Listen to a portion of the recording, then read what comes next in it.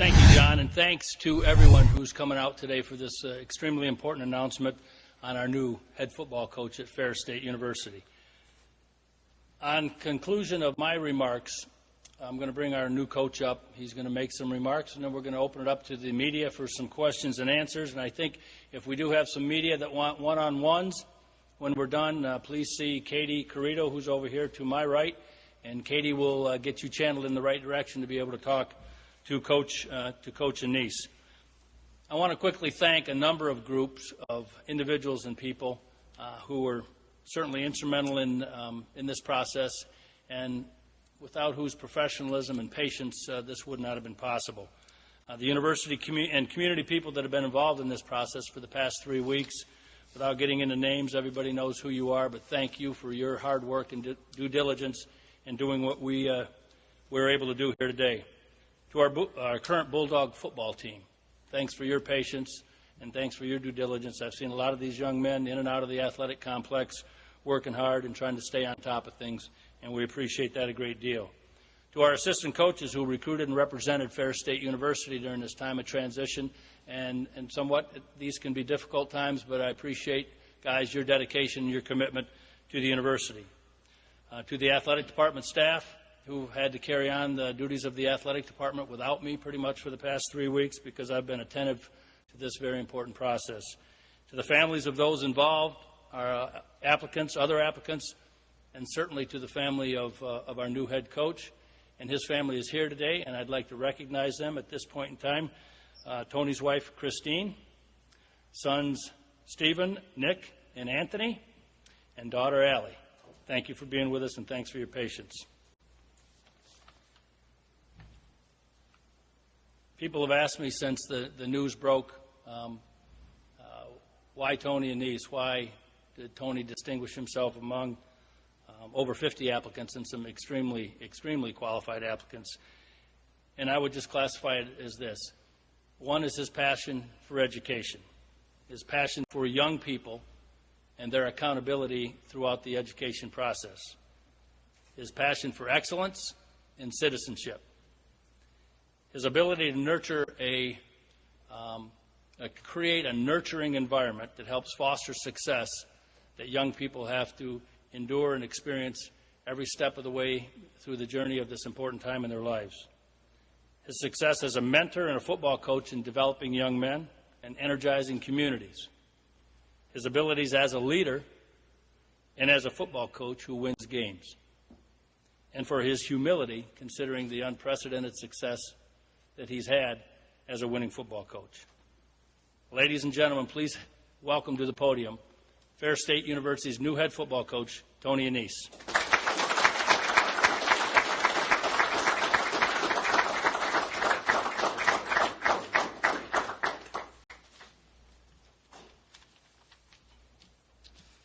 Well, it's great to be a Bulldog, first off. It's a very exciting time for me and my family. It's a very humbling experience for me to be chosen as the next head football coach at Ferris State University. I think there's big shoes to fill. I think the tradition here is a great tradition. I'm humbled by it, and I feel challenged to live up to the legacy of some of the great football that's been established here. I want to thank PERC and the Ferris State University community for their support throughout this process and their professionalism. I'd also like to thank Grand Rapids Community College. The transition's been very good. The leadership from both institutions have been very cooperative, and I appreciate that. I'm excited to continue such a great tradition. Some of the predecessors that established greatness here at Ferris State University, namely Jeff Pierce, who I have a lot of respect for and known for a lot of years, and Keith Otterbein, who was a great football coach, being the 13th head football coach at Ferris State University. It's an exciting time. I think the Ferris State community and the city of Big Rapids is a wonderful place. I think we can fill those stands and get a lot of people excited. I'm excited about being a part of that community. One thing that was echoed and resonated throughout this process is a desire for us to win, and that appeals to me. But first off, my goal would be to develop winning individuals. I anticipate that collaboratively we will work together as a staff and with players to develop individuals who know what it takes to be successful, not just on the field, but as individuals in the community.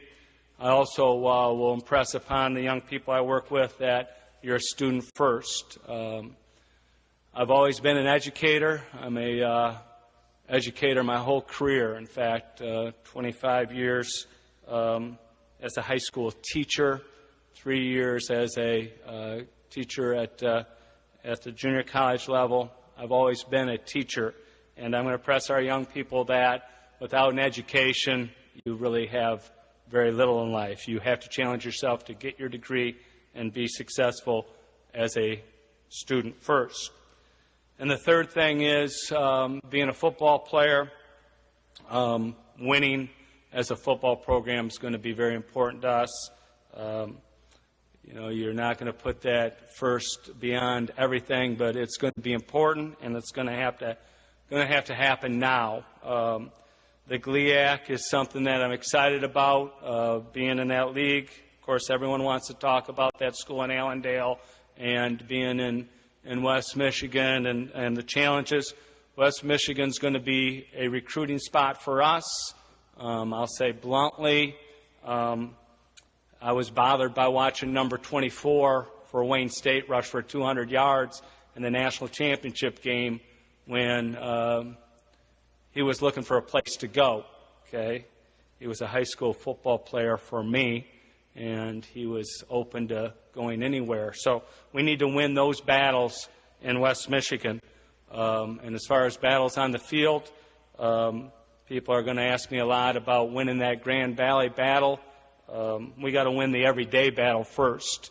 We got to be champions in every aspect of our life. But I always said in high school when kids said, "Hey, coach, we want to win a state championship. We want to be 14-0." And I said, "Well, do you have a 14-0 work ethic?" Well, what does that mean? Well, you got to be a champion every day, and you got to beat people every day in order for you to win ultimately and be a championship program. And that's the steps we'll take here.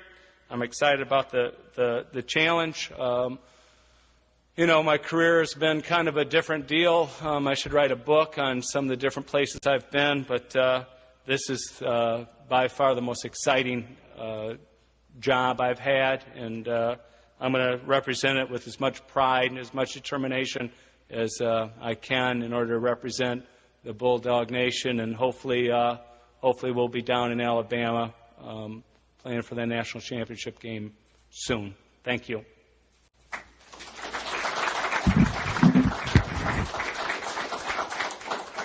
Continuing with our stream here worldwide online at ferrisstatebulldogs.com and on the radio 97.3 FM WDEE. At this time, we're going to open it up to questions from everybody inside this room. First, we'll start off with Big Rapids sports editor Martin Schlachter. Tony, congratulations. Just wondered what sold you on Ferris State and what made this an ideal next step for you. Well, I think the tradition obviously resonates quite loudly. It's had its greatness before, and I see greatness in it. Honestly, I see opportunity for us to do very, very well. I think it's a very appealing institution for people. There's so many programs that young people would say, "Wow, I can go to Ferris State and be a pharmacist," or whatever it may be. And so academic programs, I think, is a recruiting bonus for us. My relationships, I believe, in state with the high school coaches, being a high school coach for such a long time, is a bonus for us. And I know we've got, quite honestly, I shouldn't say this because you always want to look good when you take a job, but from what I've heard, it's there right now. It's there for the taking right now. I've heard that there's 9 seniors that are leaving and a lot of great players here right now. So all those things are very positive, and I appreciate the players that are here today. That's awesome because, I understand where their loyalty lies right now. I understand that there's a guy who was here for a long time and a group of assistants here for a long time that are very committed to these young individuals. So I'm pleased that they were here and willing to support me today. So thank you, guys. I appreciate that. Can you talk about the transition from, first the high school to the junior college level of coaching and now making that next step from junior college to the Division II and what you see as some of the challenges with that? Well, I don't want to underrate the steps, but I can say this: coaching one is relationships. So, whether you're a junior high coach or you're a college coach at the highest level, you have to have great rapport with your players. I'm a kind of a chemistry builder. I'm also a disciplinarian, and I'll drive them hard. But at the end of the day, I am a nurturer. I'll take care of the young people that I work with, and that just goes across the board. So this step doesn't scare me much, honestly. And I've seen great people take steps, and people wonder, I mean, I was one of them wondering, Brian Kelly going to be able to go to Central Michigan and get it done, from a GLIAC school. Jerry Kills, a good friend of mine for years and years and years, was at the University of Minnesota. But those guys are GLIAC guys who took the next step. For me to step into this arena, it's going to be the same formula for success. It's going to be taking those steps, building relationships, getting very involved in player development, pushing hard to see who's with and who isn't, because the challenges will be, on January 8th when we have a meeting, and January 9th when we talk about the things we're going to do. Those are going to be competitive situations, and I'm a competitive guy. If I played Anthony right now, who's my 14-year-old in basketball, I'm going to try to beat him 12-0, and I probably will.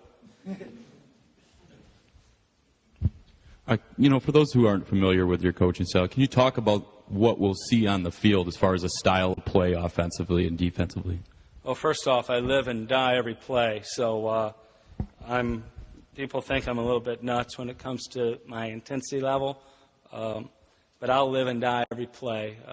My mouth never stops. I'm always coaching hard. From an offensive standpoint, I've always taken the personnel that I have, built my system around that.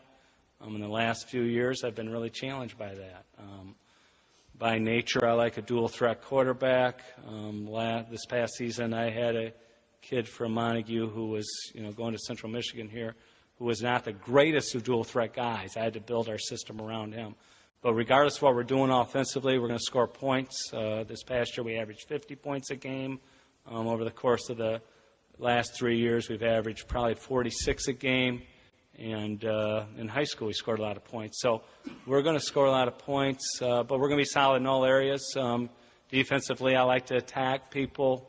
I like the back end to be able to cover and play. If we can play thin back there, and I can trust that we've got those kind of back end players, it helps us from a pressure standpoint. And then special teams wise, I coach that probably as hard as I coach anything. From an individual standpoint, I'm probably more involved in special teams than any other aspect of the game. Collectively, I will demand that our coaches coach hard.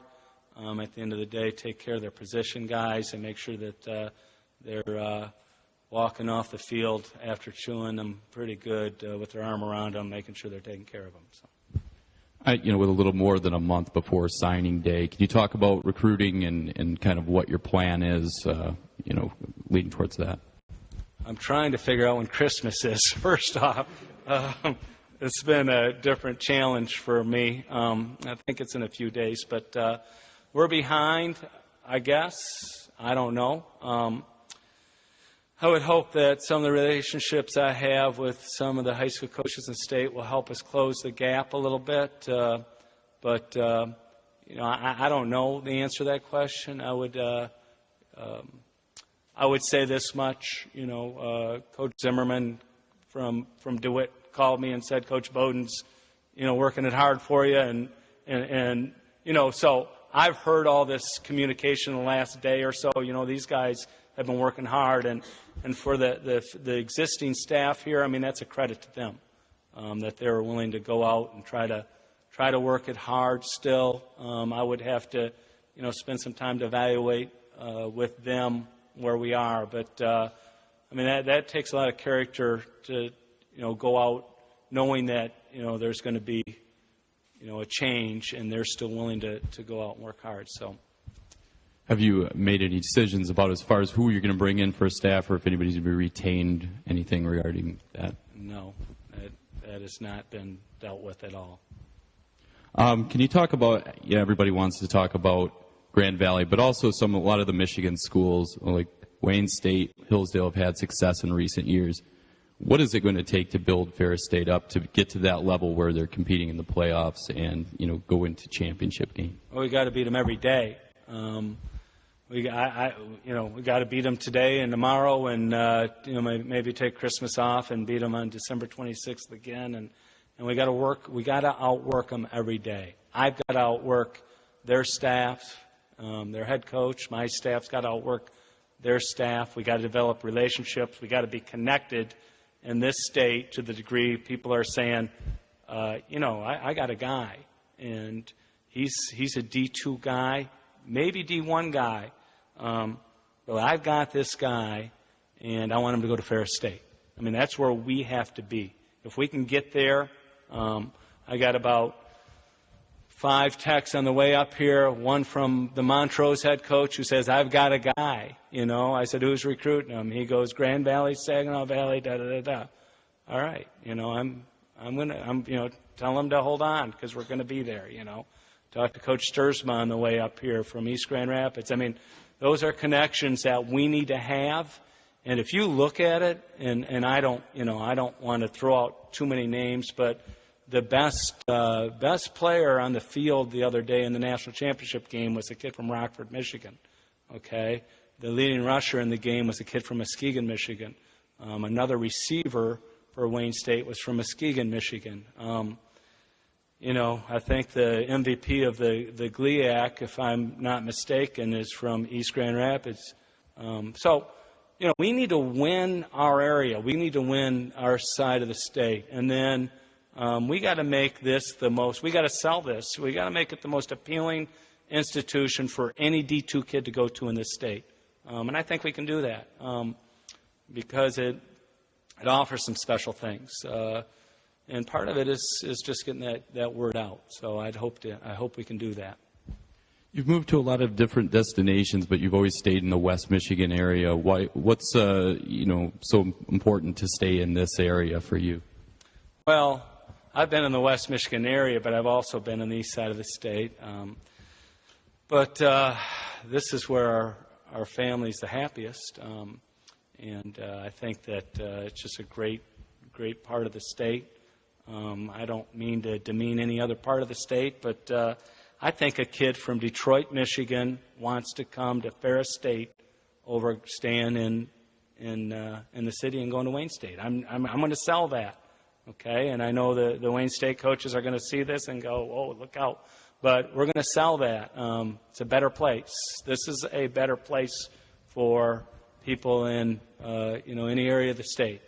And, the programs that this institution has and being in, a kind of a tight-knit community. Being down in Grand Rapids for the last few years, I've gotten kids from all over the nation. I got a lot of kids from Detroit area as well, and they like being on the west side of the state. And sometimes, and some of the players may attest to this, sometimes kids from the east side of the state have never even seen Big Rapids, and we have to make this a place where they have already seen. And then once they see it, it'll sell itself for the most part. And then the people that I've met and the support that exists within this program is also going to be a big part in selling it. And then ultimately it comes down to the W, okay? You get an education, yes, great education. Can we win? And if we can win, the monster feeds itself. It's fed itself at Ferris State University. It fed itself at Grand Valley. It's going to probably feed itself at Wayne State. They're going to be a much tougher team to beat now. And I see their coach has decided to stay and gave up probably a Division I head coaching opportunity to stay at Wayne State. So, once you win, it's going to feed itself. And we need to do that. We need to do that next year. We need to do it, we need to do it on the day we step back on campus. And then after that, hopefully it'll all take care of itself. You have some initial thoughts on the GLIAC and, the competitiveness of that conference? Well, you look at what happened the last week in the GLIAC, and you look at the analysis of, Grand Valley beat Saginaw Valley pretty good in the last week. Saginaw Valley made the post-season tournament.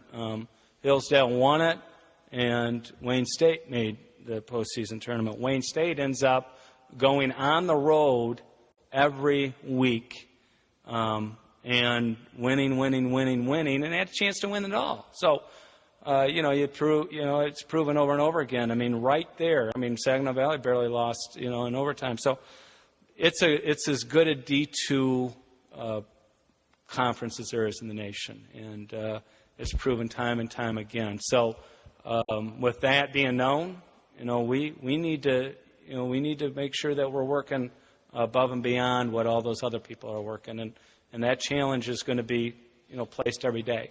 And we need to have the resources to be able to be successful. That's something that I've spent some time with the administration with. Is let's make sure we have the resources to help our kids be successful. This here, looking out the window and having a great synthetic turf stadium, and all the things that come around at Ferris State University, those are great things. The things we don't have, we got to try to make it work quick so that we can take the steps forward we need to be a championship team. Do you have any specific goals in mind, whether it be competing in rivalries or postseason or anything like that you hope that your team is competing for on an annual basis? Well, win every day is going to be something. Our motto is going to be in the fold, okay? In the fold. You got to be in the fold. And fold's going to stand for faith, order, love, and discipline. Those are the four things we're going to emphasize. In the fold. And if you don't have faith, and if you don't have order, meaning you need to know the simple differences between right and wrong. You need to, do what's right, do for others, and do your best. Those are our three do's. And, we need to have love. I mean, I know that's crazy, but every single team who wins big, they have that kind of team chemistry. There can't be an individual who's off on their own.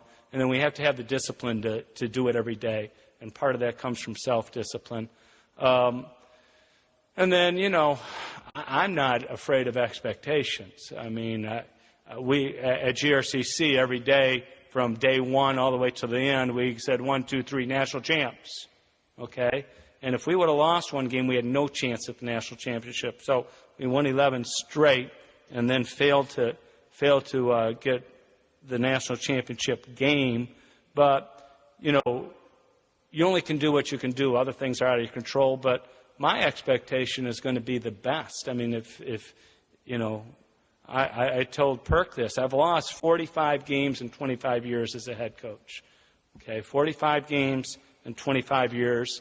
So I characterize it as dying 45 times. Okay, and so I can't live with not being successful. And I'll fight to the bitter end to make sure that we are successful.